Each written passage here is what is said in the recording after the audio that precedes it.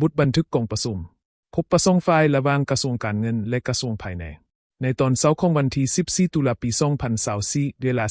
13:30 น.ที่ห้องประชุมใหญ่ชั้น4ตึก B กระทรวงการเงินได้จัดกองประชุมทบประสงค์ฝ่ายระหว่างกระทรวงการเงินและกระทรวงภายในขึ้นภายใต้การเป็นประธานร่วมของท่านสันติภาพภูมิวิหารรัฐมนตรีกระทรวงการเงินและท่านปอ.วินเดอร์วงศ์บุตรดาคำรัฐมนตรีกระทรวงภายในมีบรรดาท่านหัวหน้ากรมห้องหัวหน้ากรมหัวหน้าแผนกห้องหัวหน้าแผนกพร้อมด้วยพนักงานหลักแหล่งและวิชาการที่เกี่ยวข้องทั้ง2คณะการเข้าร่วมทั้งหมด31ท่าน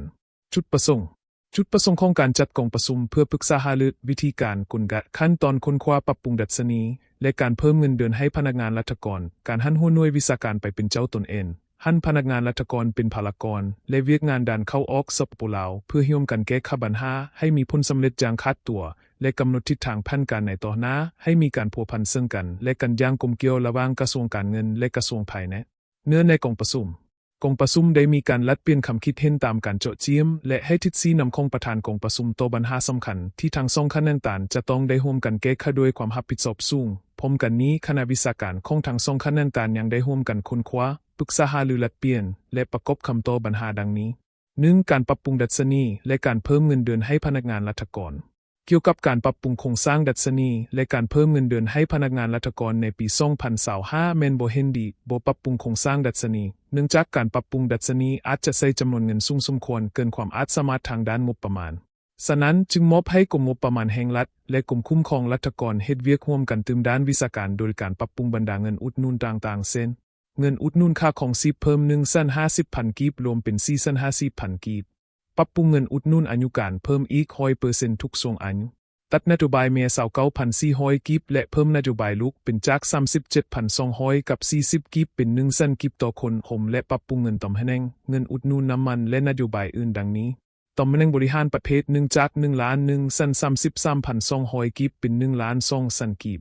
ตำแหน่งบริหารประเภท2จาก 8,35,200 กีบเป็น 1,000,000 กีบ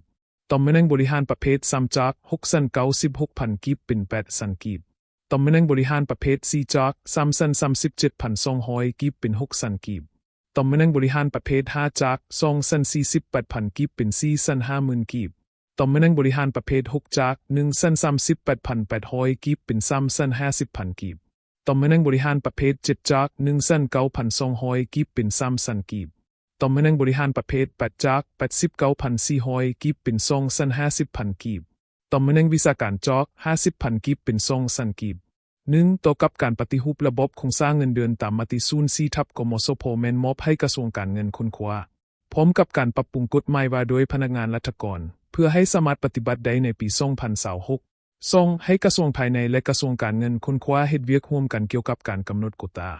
ราชการของคณะการเงินเพื่อให้ทัดเหมาะกับความต้องการของหน้าที่เวียกงานตัวจริง3. เกี่ยวกับเงินเดือนพนักงานที่ประยุกต์ระดับการศึกษาอยู่ต่างประเทศโดยเฉพาะคนจะมีการให้นโยบายเพิ่มหรือบ่ให้มีการตัดเงินเดือนเพื่อเป็นการสุกนิ้วช่วยนูนและระดมให้